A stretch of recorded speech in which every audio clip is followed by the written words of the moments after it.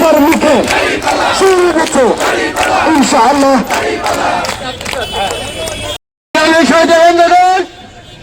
আমরা আজকে ঢাকা 14 উদ্যোগে রূপনগর আবাসিক এলাকায় আমরা নির্বাচনে বেশি শেষ করছি। আজকে পর্যায়ে উপস্থিত হলে সবাইকে আন্তরিক এবং ধন্যবাদ আছি। আমরা এখন স্ব এলাকাতে আমরা আবারও দাঁড়িপাল্লার পক্ষে জনমত গড়ার জন্য গণসংযোগে অংশগ্রহণ করব।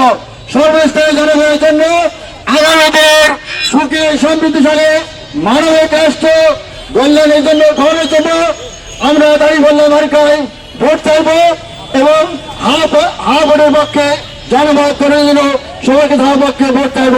সবাইকে ধন্যবাদ জানিয়ে আজকে আমাদের মিছিলের কার্যক্রম এখানে সমাপ্তি ঘোষণা করছি। সবাইকে ধন্যবাদ।